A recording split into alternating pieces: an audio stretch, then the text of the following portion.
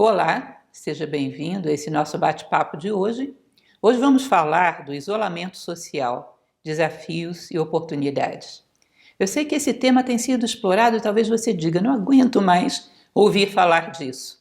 Mas sempre há aspectos que precisam ser melhor abordados. Sempre há reflexões que podem acrescentar. Existem frestas aí no meio desse assunto, que ainda não foram debatidas o suficiente. Uma coisa é muito preocupante e nós temos que estar atentos a ela. Recentemente eu lia num jornal a notícia de que os problemas psiquiátricos começam a se tornar tão ameaçadores quanto o próprio coronavírus.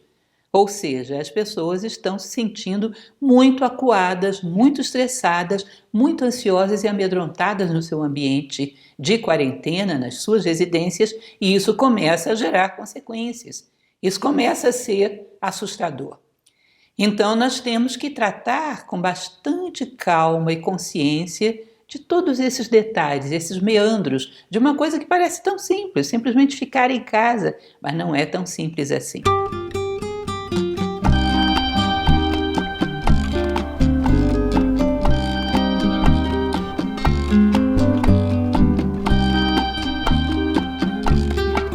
Vamos lá, vamos refletir um pouco sobre isso?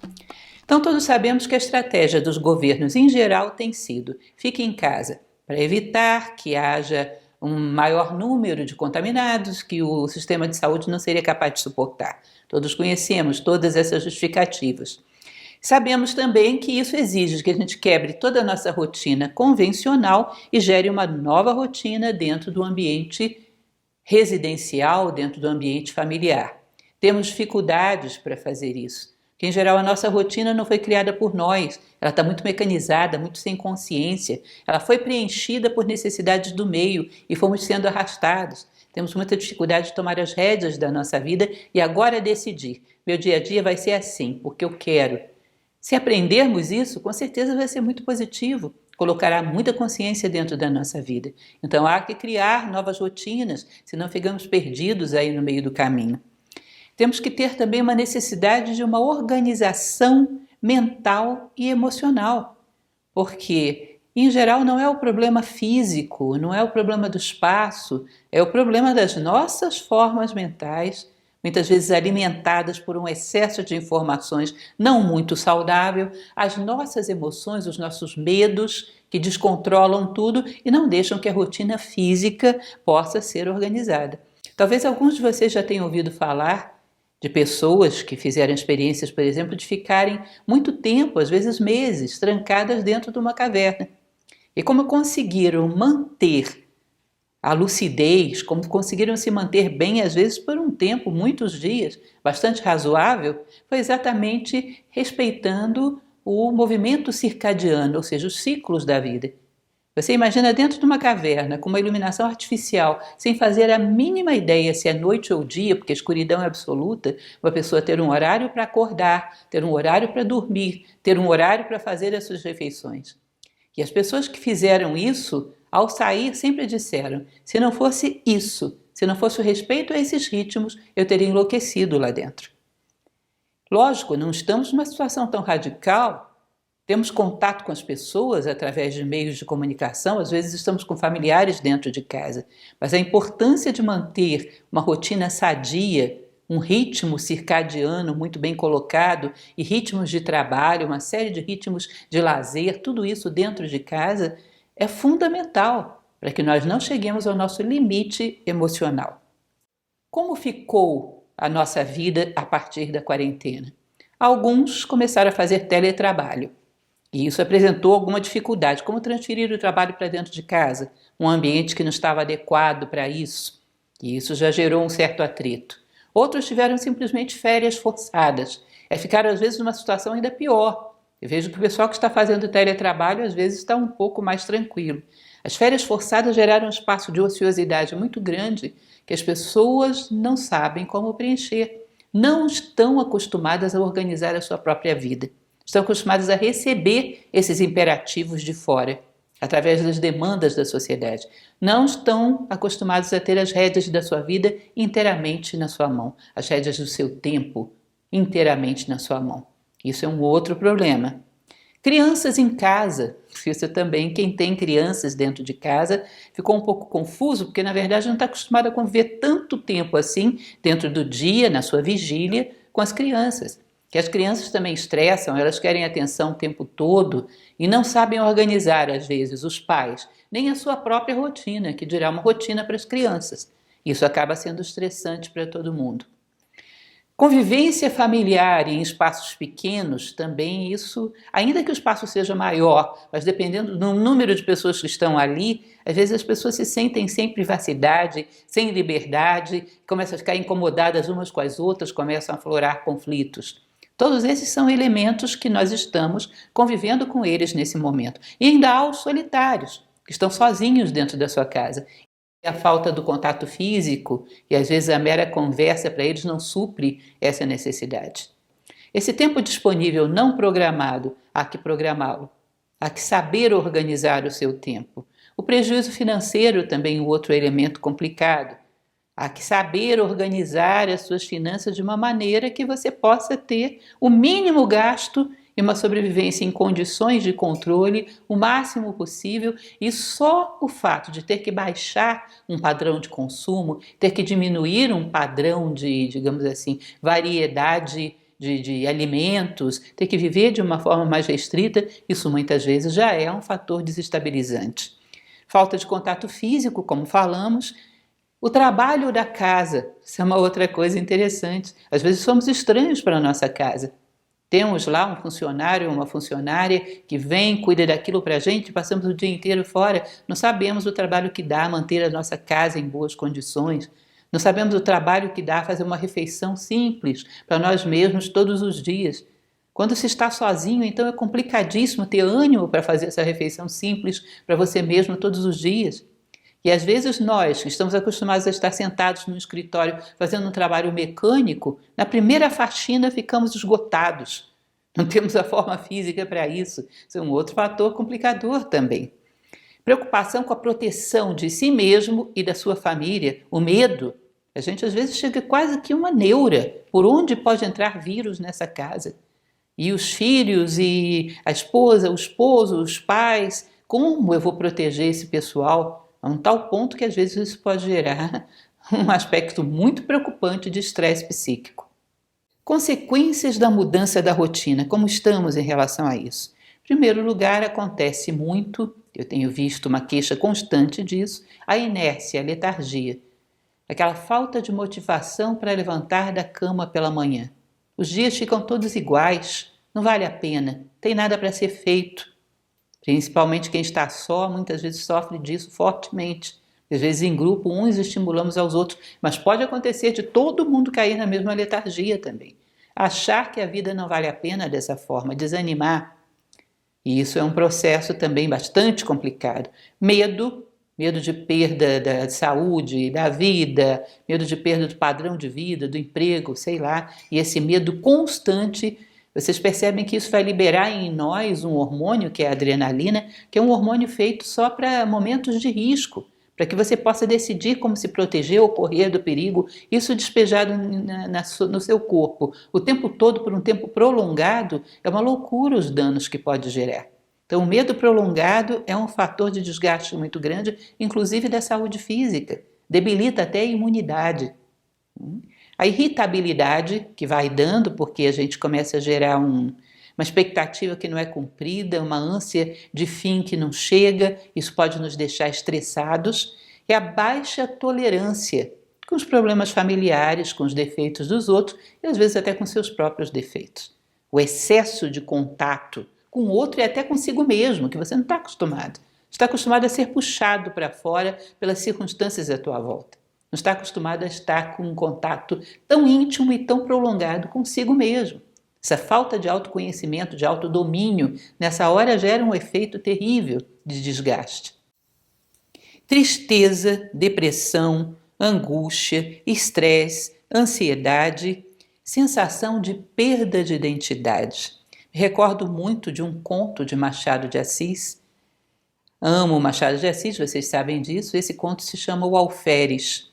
Era um jovem que foi para a casa da tia e tinha acabado de ser nomeado alferes. E aquilo para a família foi um motivo de grande júbilo, que é um jovem de família pobre. Ele vai para a casa da tia e a tia subitamente, morava numa região rural, subitamente tem que se retirar para atender uma filha doente e o larga sozinho dentro daquela fazenda. E ele começa a ficar meio desestruturado, meio desequilibrado, começa a ficar com medo e assustado, até que um dia ele encontra uma saída, pega a sua farda de alferes, veste toda e vai para frente do espelho e fica olhando para si próprio, fazendo poses, virando de um lado, de outro, e assim ele consegue se equilibrar. E nós vivemos um pouco essa sensação também de perda de identidade, porque a nossa identidade está calcada em papéis sociais e não em princípios e valores e uma identidade íntima que nada nem ninguém pode tirar de nós. Eu sou a pessoa do carro vermelho que para em tal vaga, trabalha em tal sala, tem tal cargo, tem tais subordinados, tem tais chefes. Eu sou a pessoa que vai ao teatro durante tantos dias do mês e as pessoas me veem lá, acham que eu sou culta. Eu sou esses papéis sociais. Você me tirou tudo, eu não sou ninguém. Você me tirou a minha farda de alferes. Quem sou eu sem ela? Isso também é uma consequência muito forte de falta de vida interior, que provoca uma grande desestrutura. Como nos posicionar? Que nós poderíamos refletir a partir de todos esses fatores? Nós trazemos aqui algumas sugestões importantes. O estoicismo, que é uma corrente filosófica que tanto temos falado, ele vai colocar uma dupla condição para que o homem não seja tão frágil e não se abale tão facilmente. O que depende de mim e o que não depende de mim. Todas as circunstâncias do mundo, todas as vontades alheias, todos os ciclos da natureza, nada disso depende de mim. Depende de mim a resposta que eu dou a essas coisas. E os estoicos aconselhavam que nada que não depende de você te afete causando tristeza ou euforia.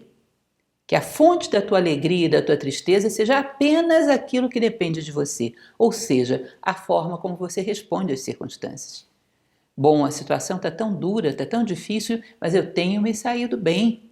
Eu tenho encontrado uma forma de respeitar a mim mesmo, de criar uma rotina sadia, tenho pensado nas pessoas, tenho tentado ajudar. Isso me deixa bem, porque tudo que dependia de mim está bem feito. Isso é alegria. Eu falhei naquilo que dependia de mim. Só daí deve vir a verdadeira tristeza. Eu tive êxito naquilo que dependia de mim. Só daí deve vir a verdadeira alegria e, consequentemente, a felicidade. Se pudéssemos entender e testar esse critério estoico, seria maravilhoso para esse momento. Não rejeitar a experiência que nos coube viver, sem pensar em muita teoria da conspiração, muita loucura, mas parece que o que acontece ao homem é aquilo que é próprio do homem. Que a lei da necessidade atrai para nós experiências que necessitamos. Nesse caso, que a humanidade, por muito dura que seja, de alguma forma necessitou passar. Nada acontece ao homem que não seja próprio do homem, dizia o imperador estoico Marco Aurélio. Então, por alguma razão, nós necessitávamos passar por isso. De tal maneira que, se passarmos bem, se tirarmos disso todo o benefício que a experiência pode oferecer, não só chorarmos pelos prejuízos, mas recebermos de braços abertos os benefícios, talvez saiamos daqui para uma rotina de muito mais nível do que a anterior, estabelecida com mais consciência, de maneira mais humana. Ou seja, aceitar aprender com a situação, aceitar ver o lado positivo da situação. É muito interessante quando você lê um pouco do estoicismo, os estoicos tinham o hábito de olhar para as dificuldades e dizer: tudo no mundo é dual. Você não é só essa máscara obscura. Mostre-me a tua luz. Descobre o teu mistério. Eu sei que você tem um lado luminoso. Tudo no mundo é dual. Mostre-me a tua luz. Imagina você se colocar diante das dificuldades com esse tipo de colocação. Você é dual, rapaz, você não me engana. Você não pode ser o bicho papão. Nada é 100% mal. Deixa cair essa máscara e mostra para mim a tua luz. Isso também é uma postura. Vocês percebem que isso vai construindo em nós uma postura psicológica totalmente diferente, muito mais sólida, muito mais capaz de enfrentar as adversidades. E olha, há que entender, as adversidades pequenas, médias e grandes fazem parte da vida. Saber que tudo passa, ou seja, que as coisas são transitórias. Existem muitas fábulas, contos orientais que falam sobre isso, sobre a transitoriedade das situações, tanto aquelas que trazem alegria quanto aquelas que trazem tristeza. E o mais importante é a consciência desperta que atravessou todas elas e aprendeu com todas, com aquilo que trouxe alegria e com aquilo que trouxe tristeza. Um dos atributos do ser humano é exatamente a capacidade de aprender até quando as coisas não dão certo, aprender até nos fracassos e não apenas no êxito. E isso vai fazendo com que nós sejamos tão capazes de consolidar um aprendizado, tão capazes de construir uma resposta adequada às coisas. Muitas vezes mais no plano físico do que no metafísico. Temos que transplantar isso de um plano para o outro. Soubemos irrigar desertos, drenar pântanos. Psicologicamente deveríamos ter essa prontidão, essa presteza e essa imaginação diante das nossas adversidades particulares e coletivas da humanidade, de nível psicológico, mental, físico, em todos os planos. Tendemos a reclamar sempre. Isso é uma outra coisa curiosa. Nós temos um hábito psicológico de nunca achar que o momento atual é perfeito. Você está no seu trabalho, nossa, como esse ar-condicionado está forte. Que insensatez deixar esse ar-condicionado. E olha o pó que esse ar-condicionado gera, isso me dá uma alergia terrível. Você está na rua, nossa, que calor horroroso. E essa cidade engarrafada desse jeito, eu tenho que passar por esse calor. Que insensatez não ter mais vias que evitem que a gente tenha que ficar parado nesse calor. Você está em casa, nossa, que dia quente, que dia frio, que dia chuvoso. Nós temos o hábito de procurar defeito em tudo. Nós nunca nos sentimos tão confortáveis assim. Portanto, pode ser que esse momento não tenha tantos defeitos assim. Mas o teu hábito de procurar o defeito em tudo esteja piorando a situação. Ah, mas eu estou encarcerado. Para olhar a sua vida normal. Quanto tempo você dedica a andar pela natureza, a ter um contato com a natureza, a ter uma reflexão que te leve a pensar fora da caixinha? Você vive encarcerado, meu caro. 8 horas dentro de um ambiente de trabalho, depois se tem um curso universitário, alguma coisa, são 4 horas ali dentro daquela salinha, depois vai para casa, sei lá quantas horas dentro daquela casa, ou seja, você está sempre encarcerado. Tanto do ponto de vista físico, só que são uns cárceres assim diversificados, mas não muitos, quanto do ponto de vista psicológico, pensando nas mesmas coisas, falando as mesmas coisas, buscando as mesmas coisas. Muito pouca liberdade nós temos em geral. Portanto, não podemos tanto lamentar a perda de uma coisa que nunca tivemos. Isso é insensato. Não se pode perder aquilo que você nunca ganhou. Ganhar a liberdade é bem diferente do sair da quarentena. A atitude de aprendizado, que é tão filosófica, faria com que qualquer circunstância te desse uma oportunidade de sair melhor do outro lado. E essa é muito especial, porque essa te dá a oportunidade de vida interior, te dá a oportunidade de se colocar como espectador da vida que você levava até aqui e olhar de fora e ver se isso tem algum sentido. Te dá a oportunidade de mergulhar dentro e, a partir da tua identidade mais profunda, dar uma verificada na sua vida e ver o que está sendo coerente, o que não está, o que está valendo a pena e o que não está. Ou seja, contraste gera consciência. Contraste entre a atividade e a quarentena pode trazer muita consciência de muita coisa, inclusive que você vem fugindo pela vida fora desse encontro consigo mesmo, e agora é forçado a ele, e talvez seja isso que mais incomoda. Bom, alguns conselhos básicos, simples. Você está em casa? Mantenha uma rotina. Uma rotina consciente, criada, atendendo a todas as suas necessidades. Então eu tenho tempo para o meu trabalho, vou selecionar um cantinho da casa, muito pequenininho que seja, e vou combinar com as pessoas da casa. Nesse horário vocês não vão lá. Ah, mas eu tenho crianças em casa, já já vamos falar sobre isso. Você tem que criar rotinas para as crianças também e ensiná-las a como obedecê-las. Evitar estar dentro de casa, por exemplo, uma das coisas que gera um estado psicológico terrível é a tal da síndrome do pijama. Eu vou para o trabalho, eu vou colocar uma roupa adequada para o trabalho. Pijama é só para dormir. Cada ambiente onde eu estou fazendo uma coisa, portanto, a roupa adequada para aquilo. A casa organizada ao máximo possível e dentro daquele espaço, desse palco pequeno que você está circulando, você faz o seu show da melhor maneira possível. Porque, de qualquer maneira, o palco da vida nunca é tão grande assim. Muitas vezes passamos a nossa vida inteira girando em torno do mesmo ponto. Ou seja, o palco que a vida nos deu, vamos dentro dele desempenhar o nosso papel da melhor maneira possível. Bom, prejuízos financeiros. Nós temos que parar de estar apegado a hábitos normais, comuns da nossa vida e pensar como ser econômicos mesmo. Bom, preciso ir de novo ao supermercado? Não, vamos ver se eu vario com aquilo que eu tenho. Eu preciso tanto assim de tanta coisa? Não, vamos ver se eu consigo fazer o melhor possível com aquilo que tenho. Se prolongo o prazo das compras, se gasto o mínimo possível. Não vá liberar as suas angústias entrando para comprar 1000 coisas pela internet que você não necessita. Ou seja, ter uma certa consciência de que nós passamos por um momento financeiro delicado, fazer economia e pensar um pouco também no outro. Isso é uma coisa muito interessante porque isso alivia em muito as nossas angústias. Será que eu tenho um dinheirinho sobrando para aportar a alguma instituição que está fazendo alguma coisa, dando cestas básicas, dando marmitas, dando alguma coisa? Sem sair de casa, eu posso fazer alguma coisa assim. Posso reservar um dinheirinho para que o drama financeiro do outro não seja tão grave assim, já que o meu não está tão agressivo, está dando para manter. Eu posso pegar aí, cortar uma gordurinha e ajudar alguém. Com certeza isso vai te fazer sentir muito melhor. Ou seja, organização do espaço, organização financeira, organização do tempo, organização da rotina de todos os moradores da casa. Uma coisa interessante, quando Nova Acrópole veio para o Brasil, o professor Michel Echenique, hoje já falecido, que trouxe Nova Acrópole para o Brasil, ele contava uma história muito interessante. Ele dizia que quando um grande general da história ia para a guerra, no meio do caminho, ele parava várias vezes para conversar com todas as pessoas que encontrava. Aquele general que era invicto, nunca tinha perdido uma batalha, quando ele passa por um grupo de agricultores que estão trabalhando no campo, ele para e fica um dia inteiro ali, conversando com aqueles agricultores, trabalhando a terra com eles, e depois ele prossegue.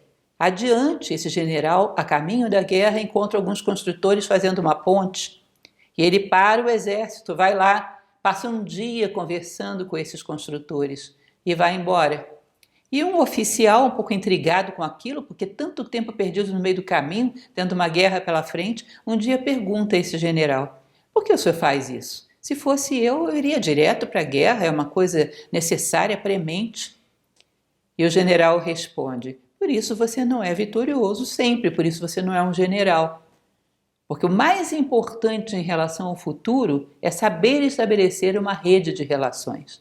Eu paro com esses agricultores, entendo o mundo deles e eles entendem o meu, explico para onde eu estou indo, por que eu travo essa guerra, entendo a necessidade deles, eles entendem a minha, criamos um vínculo. Se nós viermos a ter uma batalha longa, que provavelmente será, se esgotarem os nossos mantimentos, com certeza se eu pedir a esses agricultores, eles me mandarão comida. Também paro e converso com esses construtores. Eles estão construindo algo e eu explico o que eu estou construindo. Explico a minha causa, entendo a deles.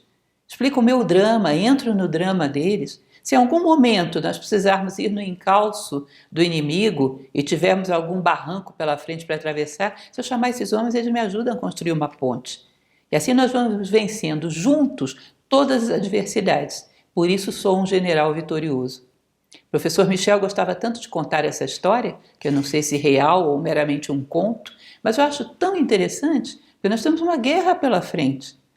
E essa história é mais verídica do que nunca nesse momento. Se soubermos estabelecer boas relações, temos chance de colocar o inimigo para correr.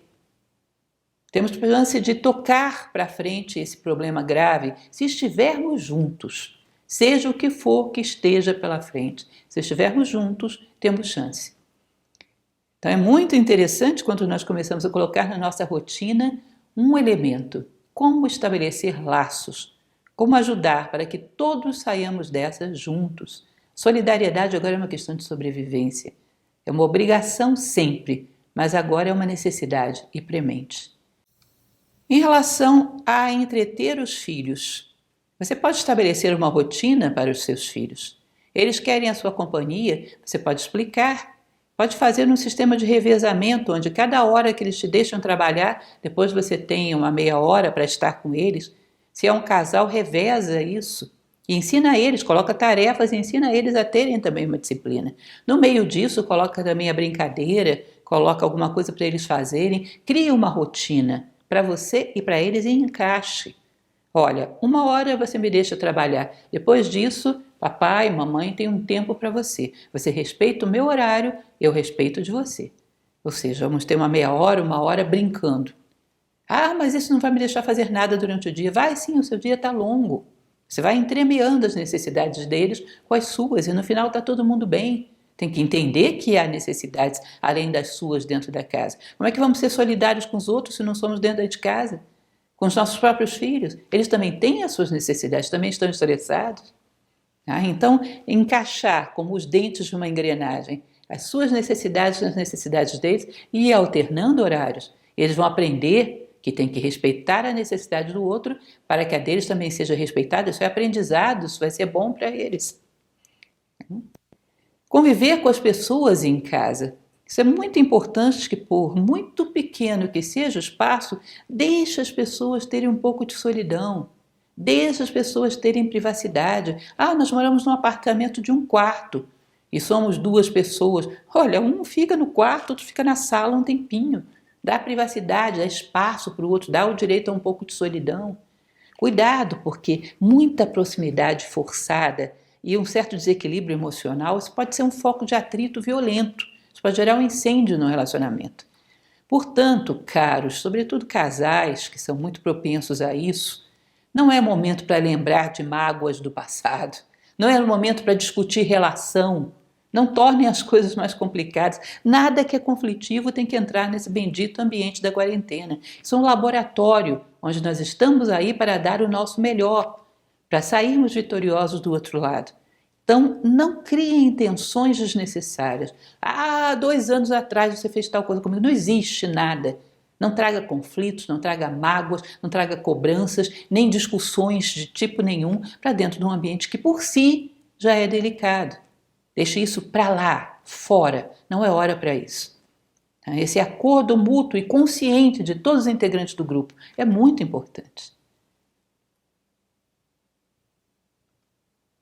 Outra coisa interessante para esse cenário atípico que estamos vivendo, aproveitar bem o meu tempo para também, entre as tarefas que eu tenho, pense bem, as tarefas são o trabalho, o teletrabalho, cuidar dos filhos, também uma faxina, não só a faxina diária, cotidiana, mas uma faxina mais profunda, fora e dentro. Isso também ajuda bastante. Sabe aquele armário de livros que você fica anos dizendo que um dia vai mexer ali? É ótimo que você faça isso agora. Porque significa que essa quarentena te deu um avanço em relação a pontos que estavam travados, energias que estavam detidas, aquela limpeza no armário, aquela separação das roupas para doar, aquela limpeza dos livros, aquela separação dos livros para irem para uma biblioteca, vai fazendo uma organização mais minuciosa fora, porque isso automaticamente tende a gerar uma predisposição para que você faça a mesma faxina dentro. Comece a pegar as formas mentais, as posturas, as lembranças, os rancores. Comece a fazer um faxinão nisso, jogar tudo isso fora. É um momento muito adequado. Os romanos eles tinham um hábito que era chamado de lustral. A cada 5 anos, que era o período de um lustro, eles paravam tudo e limpavam profundamente aquelas coisas que não eram limpas cotidianamente. E faziam isso voluntariamente e era extremamente importante. Há muitos séculos que nós perdemos esse hábito, agora a lei da necessidade nos obriga. Então nós estamos fazendo um lustral forçado, um quarentenal. É muito bom fazermos isso. Pegamos aqueles detalhes que nós não olhamos para eles e que ficam aqueles pontos ali de coisa acumulada, de energia acumulada, de coisas sendo perdidas. Arrumarmos, darmos vazios, criarmos espaços, criarmos elementos que podem ser úteis para outras pessoas. Excelente momento para isso. Pense sobre isso. Não é à toa que os romanos faziam isso. Eles sabiam que um espaço mais leve fluía melhor a vida dentro dele. Um espaço de coisas amontoadas era um espaço de acúmulo de uma energia pesada, negativa, de desperdício, de desatenção. Esse cantinho da bagunça, quando existe fora, tende a existir dentro também. E eles levavam isso muito a sério. Não pode ter cantinho da bagunça dentro de nós. Porque quando temos um problema sério, esse cantinho da bagunça dá um golpe de estado e bagunça toda a nossa psique. Temos que ter luz, ar puro em todos os cômodos da nossa casa externa e interna. Atento aos sintomas de pânico. Aprenda a olhar mais para você mesmo, se observar. Bom, eu tenho o hábito de assistir esse noticiário todos os dias. Esse noticiário, como eu fico assim que eu desligo? Dá uma pulsação mais acelerada, fico mais irritadiço, baixo as minhas esperanças. Olha, talvez você possa se informar do fundamental de uma maneira mais amena, menos comentada, com menos imagem. Às vezes, sem imagem, se você lê um noticiário só pela internet, isso te choca menos. Você não precisa desse impacto emocional todo para ficar informado. Informado é saber números, descobertas positivas sobre tudo, o básico. Não vá atrás de coisas que vão te induzindo a um estado de pânico. O medo acumulado acaba gerando pânico, e pânico significa você perder as rédeas da sua psique. E isso é terrível, o que provoca em você mesmo e o que provoca no grupo no qual você está. Certo? E muitos grupos familiares hoje estão vivendo isso, tendo que lidar dentro de um ambiente restrito com um familiar que entrou em pânico. Começa a desenvolver sintomas que começam a ferir todo mundo. Além da quarentena, ainda temos que lidar com isso. Então, cuidado, auto-observe-se. Veja o efeito que as coisas estão produzindo em você. Isso, não assisto mais esse noticiário. Eles apelam demais, mostram imagens demais, e isso aí não me faz bem. Cuidado, usem de discernimento. Já houve uma época que a gente dizia, existem informações oficiais e existem informações que são fake. Essa fronteira já não existe muito clara hoje em dia. Fake está para todo canto. E só quem vai fazer essa separação é o teu bom senso, é o teu discernimento. Você tem que saber isso através do efeito que provoca em você. Pelas vossas obras os conhecerei. Aprenda a ver aquilo que está te induzindo ao pânico e corte. Evitar a inércia, como nós já falamos. Hoje é muito comum dentro da internet exercícios para você fazer em casa. É bom que dentro dessa nova rotina você tenha um tempinho para um exercício físico, é bem interessante. É bom você ter um exercício mental também. Lembra aquele hábito de leitura que a gente estava perdendo? Pegar um bom livro. Eu estou com uma dificuldade de concentração, muito tempo que eu não leio. Insiste. Lê uma página, amanhã você lê duas, depois de amanhã você lê três. Começa a retomar o hábito da leitura. Quem sabe você consegue readquirir isso? Nós estamos sendo invadidos por tanta coisa fácil, mastigada, essa explosão audiovisual à nossa volta. Perdemos o hábito da leitura. Volta a ler. Insiste, vai aos pouquinhos. Isso é uma ginástica mental também muito boa, muito saudável. Bons livros, evidentemente.